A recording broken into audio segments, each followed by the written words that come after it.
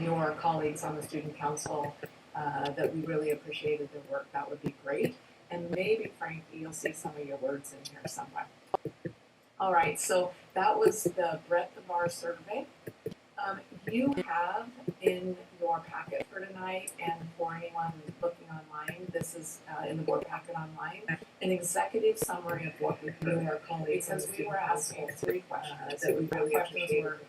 What are you proud of? And maybe perhaps, what do you hope sustains with the next superintendent? So what are you proud of? What are your pride points? Then we also asked, what are the challenges that the new superintendent's going to face? What are the district challenges, and what are the challenges that the new superintendent will get? What are the things he's going to get in his inbox right away? And then we switched it and asked, what sort of leadership dispositions do you want in your next leader for Portland Public? And we got rich feedback across all of the areas. So this is your executive summary. I know you've had a chance to see it. I'm not going to read it. I just wanted to flag it both for you and for the any of your online viewers. But here's your pride points, and I'm not going to read them, but you can see there's lots to be proud of in Portland Public Schools, and your commitment to equity came up in a couple different places. Your commitment to equity, progressive values, and social justice. And lots of people noticed the board has a strong vision around closing achievement gaps. So across every group, parents, students, staff, and community members noticed that. So I think that really speaks to your vision as a board to be very equity-minded and equity-driven, both in your words and then in your expected actions as a result of your strong vision. Next, we summarized your challenges and complexities. And what you'll see in a couple places is what was a pride point also was a challenge. So an example of that is facilities maintenance and modernization. Everyone recognized the good work you're doing now, and almost everyone also recognized you still have a lot more to do. So you've gotten your word out about the importance of your aging buildings. But one of the things that came out pretty high, which probably is not to be, you would probably have expected this, is that need to build trust. Trust with staff, trust with the community, trust with your leaders across the organization. So that's kind of the high level of your challenges and complexities. And then the things that the new superintendent is going to need to really attend to as they enter the organization. The next document you have tonight is the next superintendent criteria, and we're going to do a deeper dive into that when I'm through with this part. But again, it's posted online for any online viewers, and it is in draft form. So this is the board's document. It is based on us rolling up the themes from the leadership dispositions, the things that people needed in the next superintendent, and is meant to represent what, across all the engagement we did, what people are telling you. But ultimately, this becomes your document and the document that we will be pushing out to your candidate pool and the document that you will base your selection process off of. So from a high level, here's the headings: authentic and inclusive leadership, transparent, ethical, and courageous leadership, experienced, strategic, visionary, fiscal stewardship and advocacy, equity, and cultural competencies. Probably a lot of the things that you as board members are hopeful for in your next superintendent. So with that, I'm going to shorten my part so you have time to really do a discussion around the next superintendent criteria, and we can begin making that the document that you as the board want it to be. So with that, I'll stop sharing, and that I'm going to pass it to Steve to lead that next part of the process.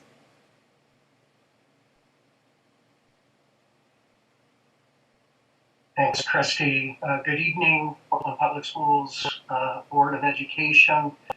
Delighted to join you and share my screen, and I'll provide some background context relative to the process here in just a moment.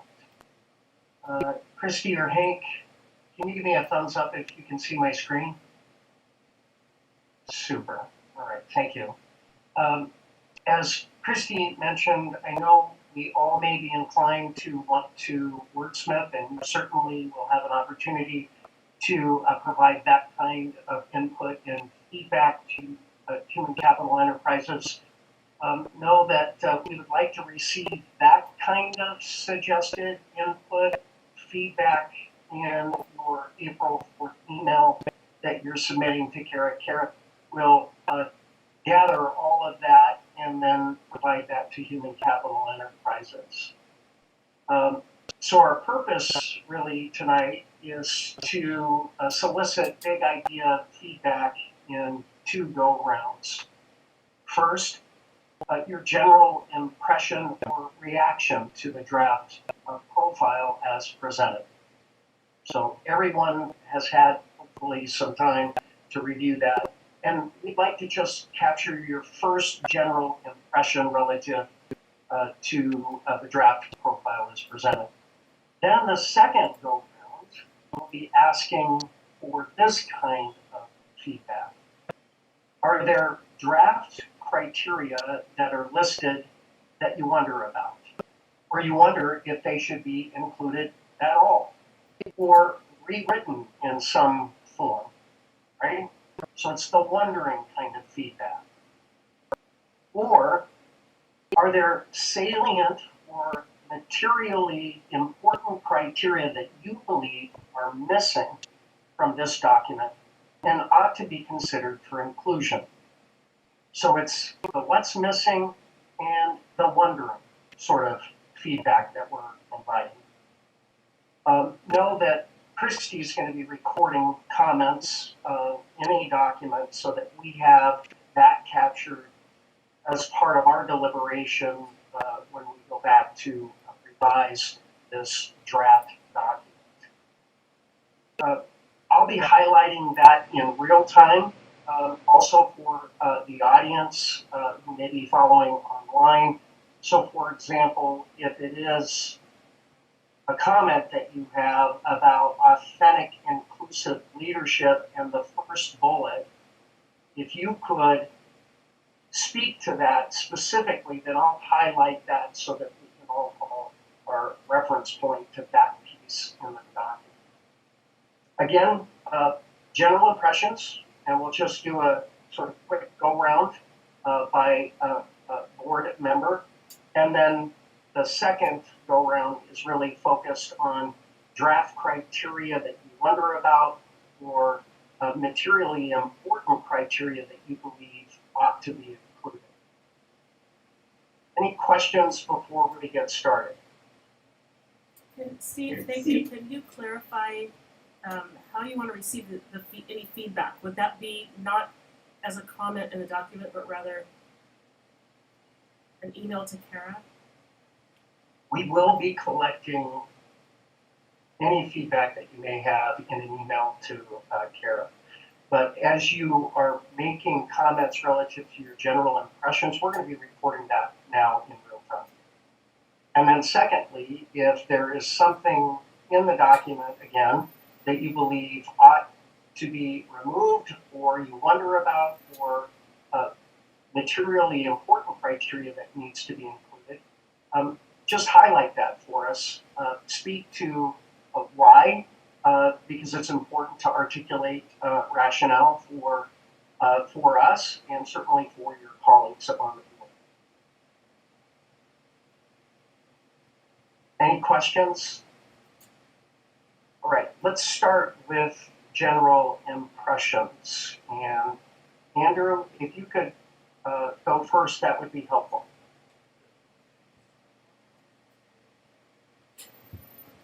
Sure. Mine's really easy. I love the document. Honestly, I feel like we've got enough time to talk about it. I wanted to come up with something, but as I read through it, I feel like you captured the things that I feel are important. Given from your report, you've captured the things that the community also expressed were important. So not only do I not have any wordsmithing, I don't really think I have any large directional changes. Thanks. You want me to do the best job? Michelle, Um, general impressions? general impressions, you know, when I first read through it, I thought it's pretty vague, but it would be what any organization would be looking for in a leader.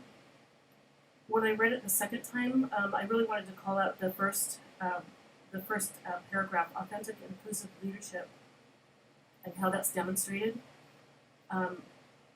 Particularly because what I've heard a lot in the last several years has been, you know, we'd like a leader that's seen more in classrooms and out in the community. And I think someone that demonstrates their love of the diversity and the culture that is Portland is really fine. And I'm just curious what parts of the culture were known for cultural weirdness.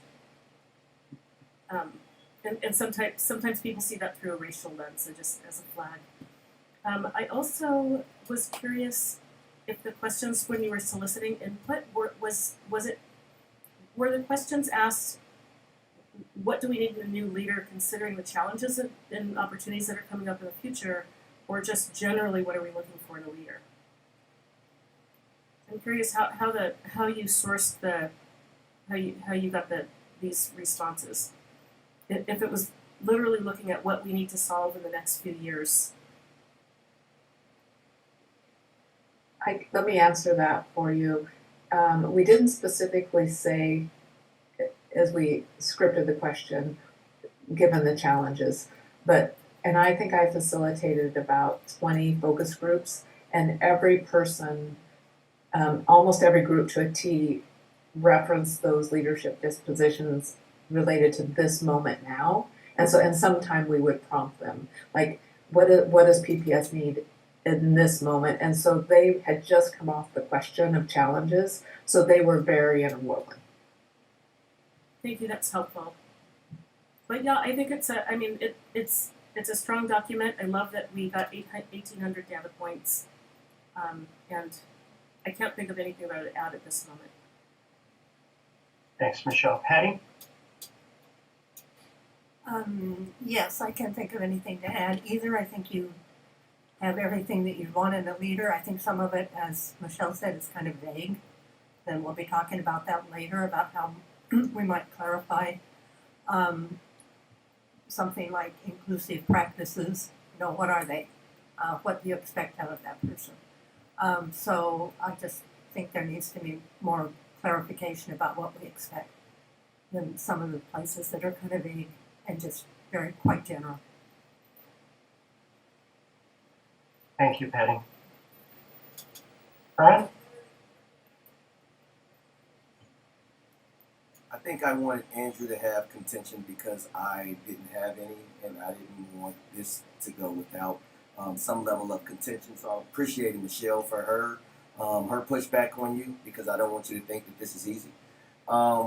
I was hoping to see in here, and maybe I missed it, accountability, that the superintendent would be one that is fond of holding people accountable, as well as holding themselves accountable to what they put out there.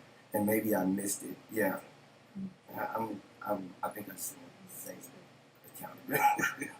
But again, I'm reaching right now because I have to have something, because I don't want you to think that you did too great of a job, because I don't want your ego, your head to get too big. But thank you for the hard work on this. Thank you, Herman. I do want to point out for audience members who may be listening that is included in the third desired characteristic theme, experience, strategic, and visionary educational leadership. It's the third bullet, effectively designing systems of support and accountability.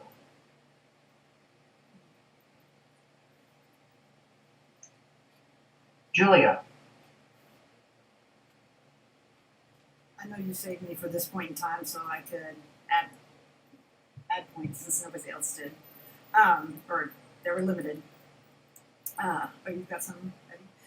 So I'll just run through that at a high level, because I try not to wordsmith, but more just sort of big concepts that, having this being my fourth time through a recruitment process, I would given the board goals and the importance that they hold for us, move up the experienced strategic and visionary education leadership. So that it's at the very top. Somehow I want it to be at the very opening lines that like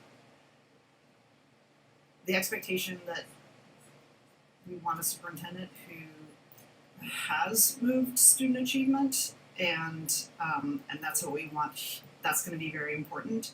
It's also going to be important how it's done, but I feel like we start with the how versus the what.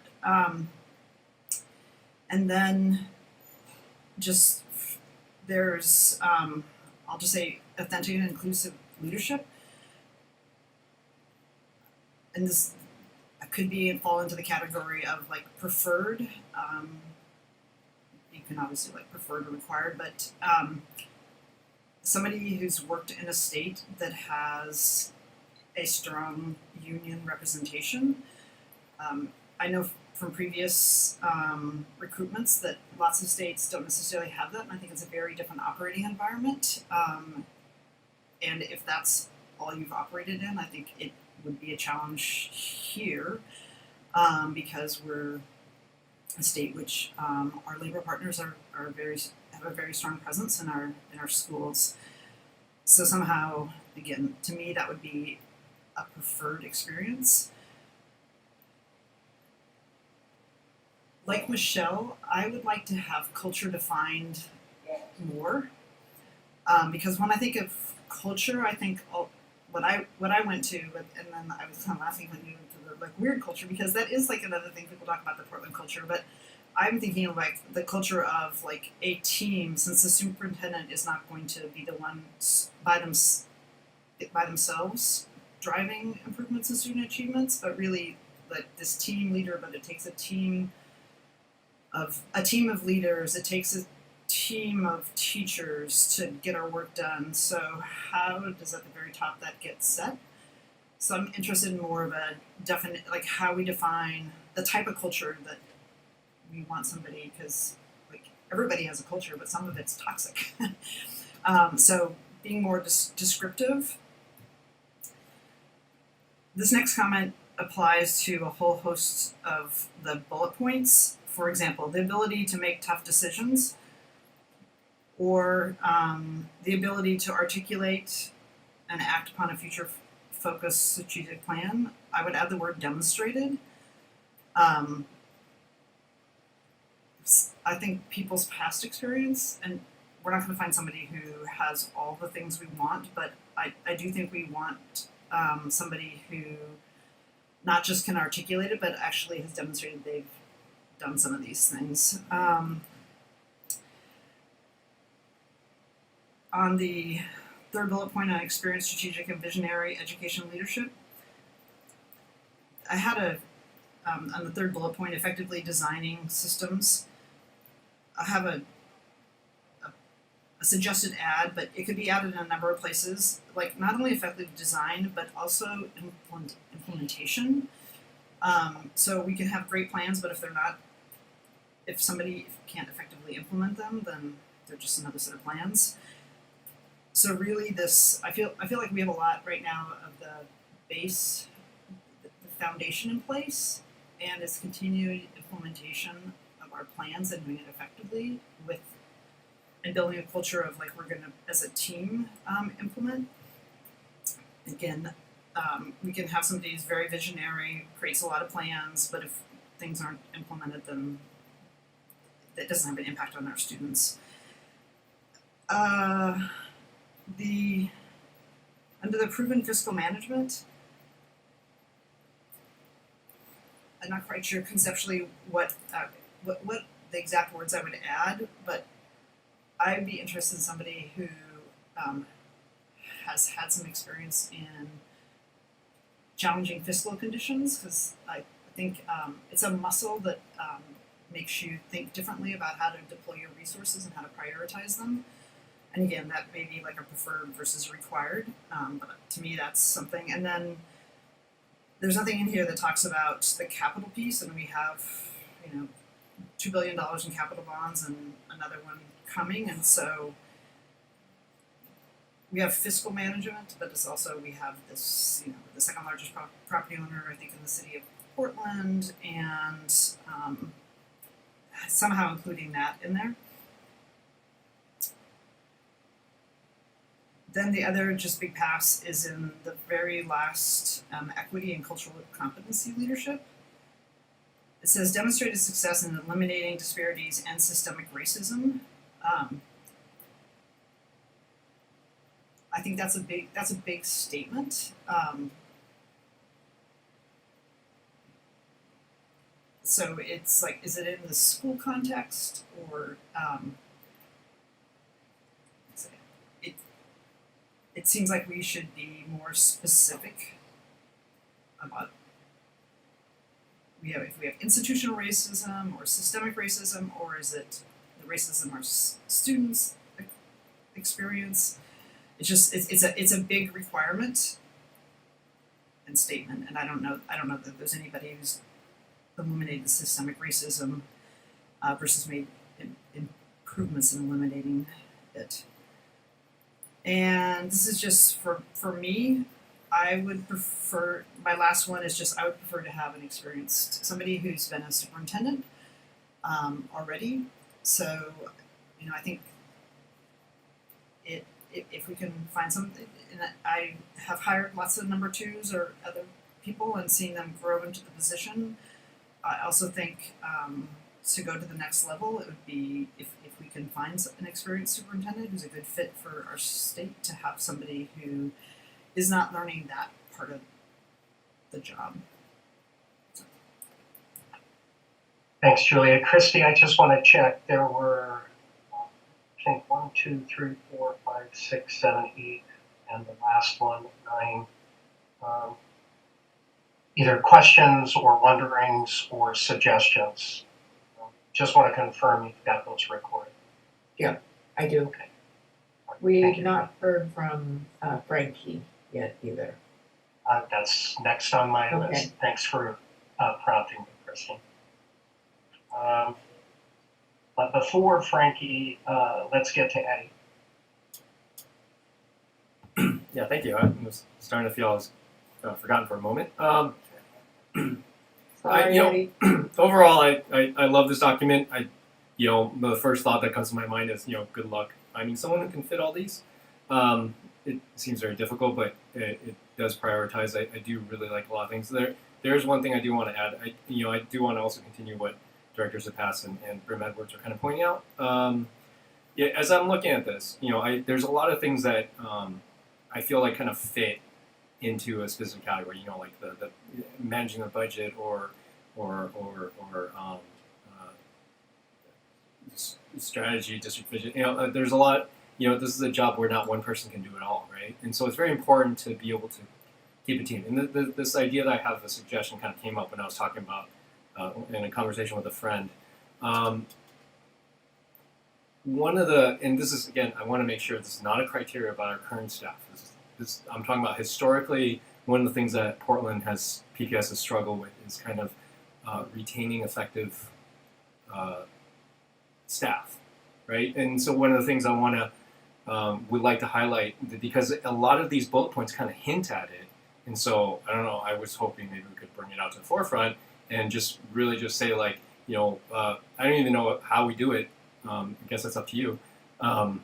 To create a criteria or a proven track record of someone who has a track record of not only creating but retaining effective teams, right? And I think that retention part is important, because one of the things with historically PPS has struggled with is retention. I know that education is a high turnover profession. I mean, that's just how it is in the United States. But there's a lot to be gained when we have teams that not only proven to be highly effective but stick around.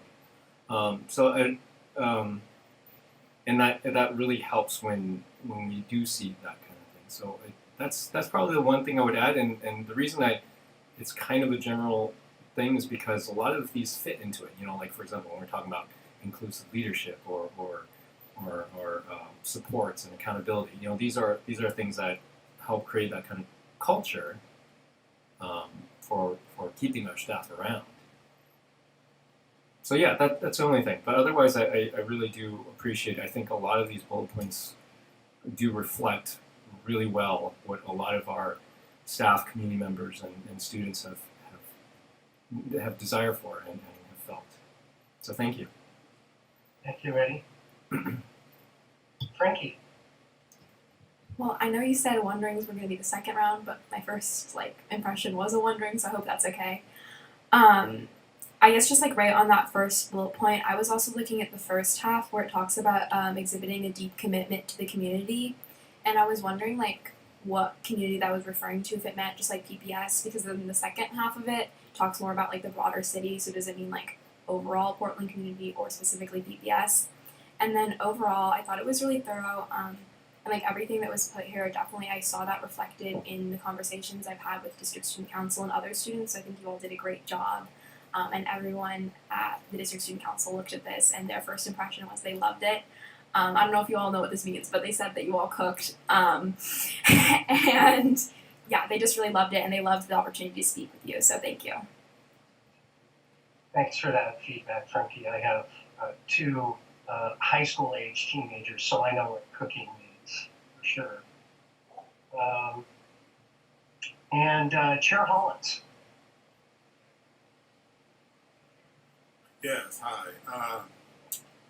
My colleagues spoke of a lot of it. I would just kind of add, when we're talking about culture, that we're talking about culture competence, especially in the system that we're in, to make sure that is something that we look for as well. And also, when I think of the superintendent piece,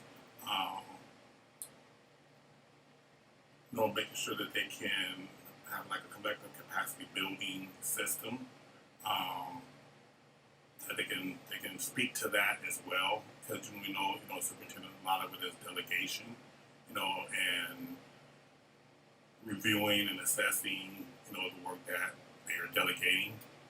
So I will try to incorporate some of that in there as well, and also making sure. And I don't know, I read it all the way through, but I could be missing it as well. Making sure that they're children centered. That this is what they're here for. We want to make sure that they have children in mind. At each and every decision that they make, because this is the job that we're hiring them for. And that's it for me. Thank you, Gary. Any additional thoughts or comments or wonderings or suggestions before I turn this back over to Hank to talk just briefly about next steps? Yeah, just one quick comment, sort of circling back to what my colleagues talked about, and specifically Director Bermudez talked about having someone with experience, which I don't disagree with any of that. Obviously, if we have two candidates, one who are both equal in every other way, one has experience and one doesn't, then by all means, right, the one with experience. I guess I would just want to make sure we don't write criteria that would limit the ability of someone who may not be in that front role from applying, who may think, oh, well, they're not looking for a second. That would be my only clarification there. Because I think sometimes finding those people who don't have the experience can also, a really good candidate can be better than someone who's set in their ways and has done this process before. So. I agree with that. Because I also think sometimes then people have a tendency to self-select and move themselves out of it, specifically women, if they don't meet that criteria. Were we going to talk more about just looking at different parts that were kind of vague, or are we on to another part?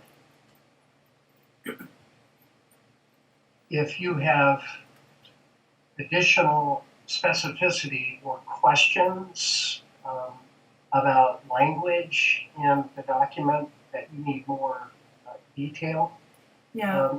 Certainly include that in your email to Kara, Okay. and we'll review that and try to assess all of the feedback that we're receiving as we make another attempt to revise this document that meets the collective interests of the board. Okay. Hank, do you want to talk about next steps, please? Certainly, yes. Thanks, Steve. Thanks, Christy. Thanks, board. What we'd like to do is, so we've of course recorded the comments and thoughts you had forward, and as a reminder, and you saw that in Christy's slide, we'd like to collect via Kara any additional information that you want to share with us, particularly around specific language. By Christy, correct me if I'm wrong, I believe it's Thursday at noon. Is that correct? That's correct. And then we will turn that around. Our aspiration is to have a revised document in your hands by the close of business on Friday. Now, in addition to receiving our revision, there also is public feedback that might well come in. In fact, I think some has already come in. And we'll also send you the feedback from the public. So our aspiration is that you'll get that by Friday evening, and you'll be able to reflect not only on a revised document, but also what you're hearing from the public. There might also be, I want to just ask, is there public testimony in this meeting? I guess that's a question for Kara. Are there folks from the public who will be speaking? There was an opportunity for sign up, but we did not have anybody sign up. Okay. And I know there's also an opportunity at the subsequent meeting that starts at 6 o'clock. So that's our next steps. And then we will return. Well, I'll be with you at the 6 p.m. meeting as well, because there is an agenda item which is similar to what we're talking about, just to give public more opportunity to engage with this. But then on the 9th is when you will see a revision. You'll have already seen the revision, but we'll bring you the revision in public space. There'll be an opportunity for public testimony. There'll be an opportunity if there's still some last edits or changes, and then we'll ask you to adopt the criteria.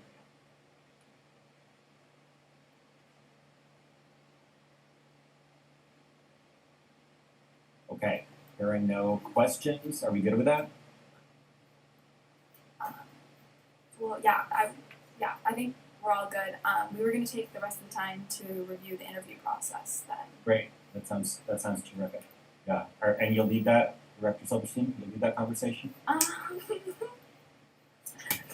got that one. So we have this conversation around the transparency piece, and when we get the broader community involved, and to kind of get a sense from what I know some of the conversations I've had with my colleagues that getting to that transparency and getting the broader community involved at the finalist level is something I think that I've talked to some of my colleagues, and they have agreed at that point we can have that transparency piece elevated from what we're doing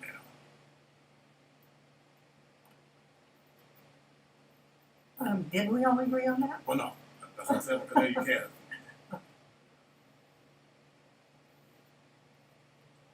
Yeah, I think I agree. I think what I'm hearing is we'll keep a confidential process at first, and then once we have finalists, then it would be more transparent. And I think Hank and company, isn't that what you recommended when we first met a couple months ago? Or are you maintaining that we maintain confidentiality throughout the process? I just want to say, Portlanders are very engaged. Yep. And so I think that what I heard you guys say is that it's important in order to get a really good candidate, a strong candidate, that that we need to maintain their confidentiality until at least the finalist stage. And then are you saying even throughout the entire interview process? What I'm trying to figure out is if there's a way to maintain confidentiality until there is a finalist, or down to 2 finalists. At some point, if you're a finalist for a position, you do have to go back and tell your boss or your 7 bosses that you're a finalist and that you may be leaving. Sure, I'll So I'm not sure how to. I'm not an HR professional. Yeah, I'm not sure how you walk that path. So I would say this. There's I'll give 2 answers. So the first question is, what was our recommendation? Our recommendation was, and still is, that to enjoy the broadest pool and the most highly talented candidates to go into your pool, our recommendation is that you engage in a search in which finalists are not named finalists are not named, and the only name that is released is the name of the new superintendent at the point that there's a public vote. That was and is our recommendation. The other option, and it is absolutely a board decision, is to release the names of folks at the point that there are finalists, and typically that number is 2 or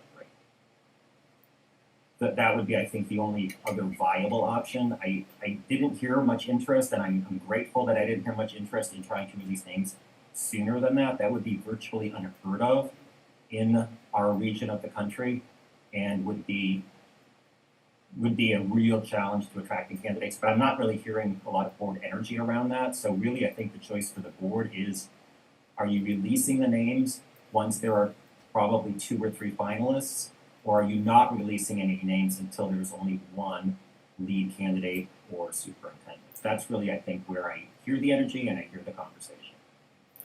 And I thought I heard also that you will have groups of people from the community interviewing the final candidates.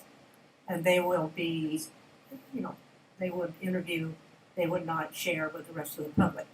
So it's That not is- as if nobody from the public would be interviewing when we got down to the final 2 or 3. That is our recommended process. You're absolutely right.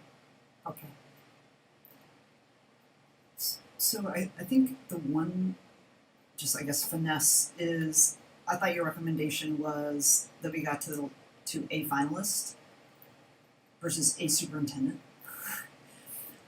Because a superintendent means that we've made a decision, and to me a distinction would be get down to a finalist candidate that we're recommending moving forward to be considered to be the superintendent versus we're reviewing the superintendent. So that my preference is, and I've found through processes that, and sometimes you just, I think boards just know it when they get there, is that they have a leading candidate, and it's like, okay, this is the time to introduce them to the community. Versus, we don't know about either one of these, but we're gonna, put both of their names out. So my preference would be one finalist, but not one superintendent.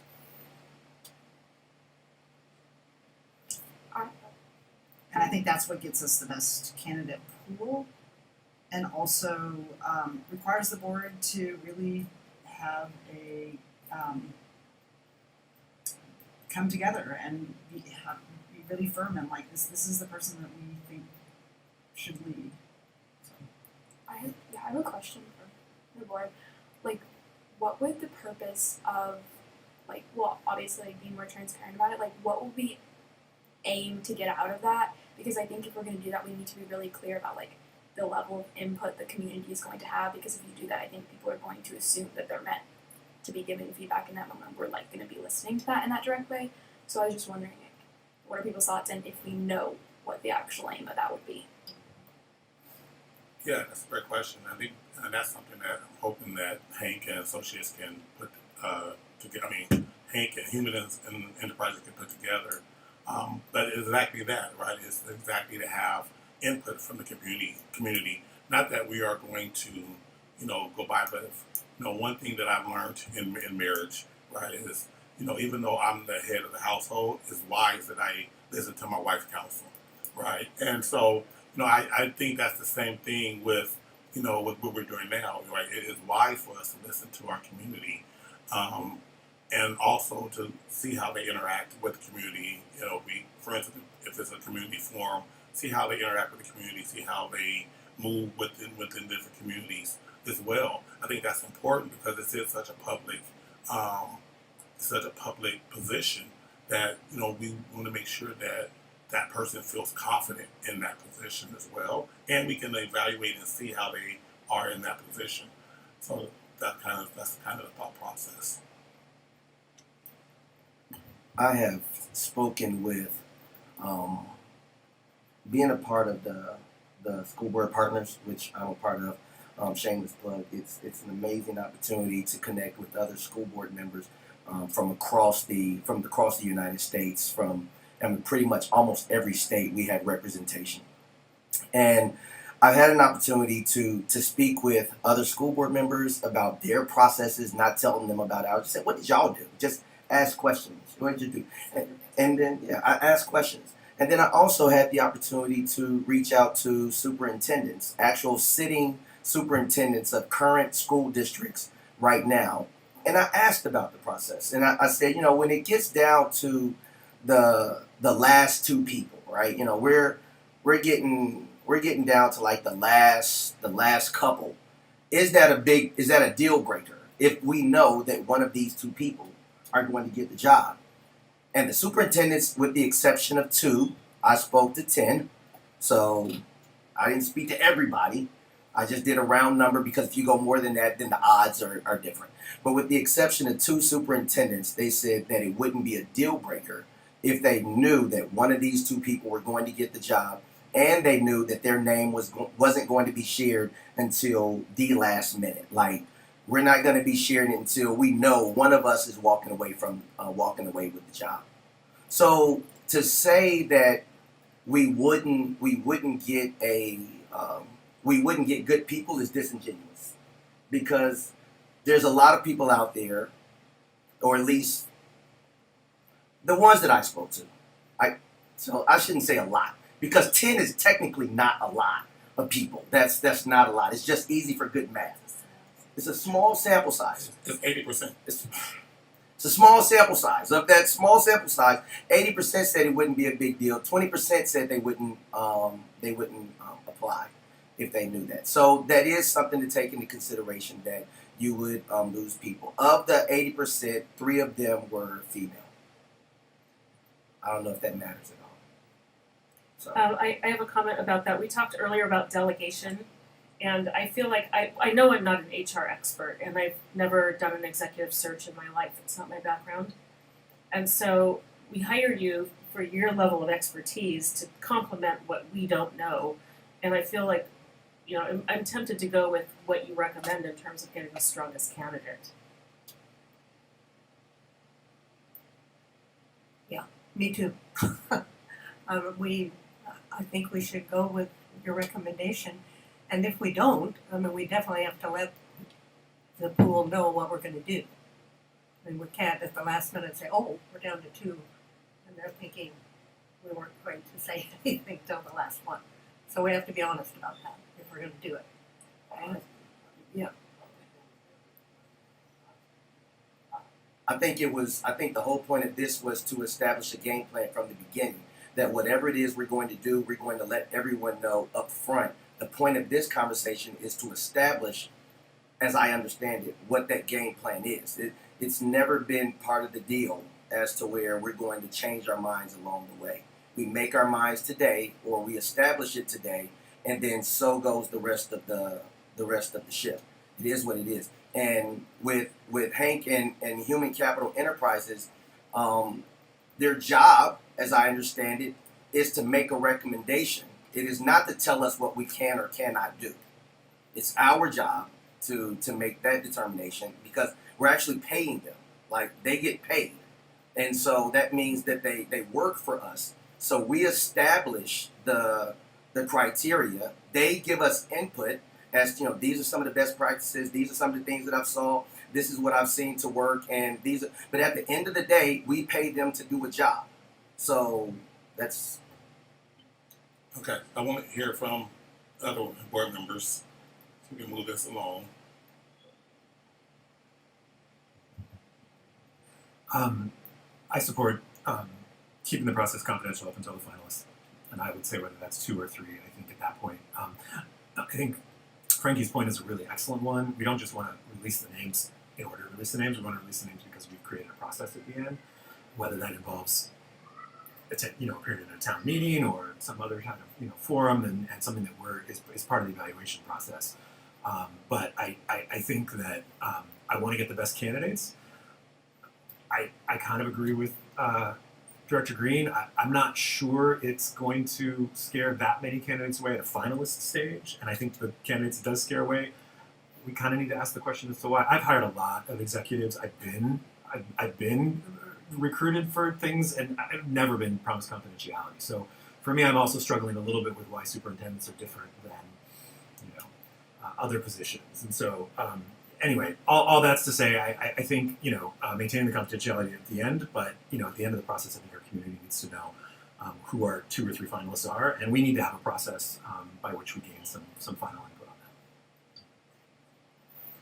that. You're next. You're up. Do I have to say something about it?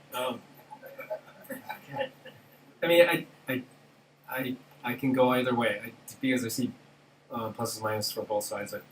I do support. I trust the experts who have done this over and over again, or many times. But at the same time, I also understand the values and ethics behind transparency. My thing, and again, reiterating what Director Silverstein pointed out earlier, women and leaders of color always are under more scrutiny than everyone else, and if this is going to cause them trouble, we have to remember the human aspect of it. And I think it's important to maybe even have the candidates' input on whether this is going to be okay for them. I guess that's where I am. But if we decide on a process where we are confidential up until the finalists, I'm okay with that. Okay. Okay. You guys. Do you have anything else you want to add? Okay. For any questions or comments about the superintendent search or the criteria, please email superintendentsearch@pbs.net. Thank you again to everyone for joining us tonight. The board is scheduled to vote on criteria for our next superintendent on April 9th. This meeting is adjourned, and we're going to take a short break before moving on to our regular. I guess I do want to say something. Did we decide anything? Well, We didn't, did we? Yeah. We're not deciding. Yeah. We just gave them direction. So like 4 of us said go up to the finalist piece and have it transparent at that point. The other 3 didn't. So that's kind of the direction that they're going at this point. alrighty. I think probably need to shift to our regular Okay. board meeting.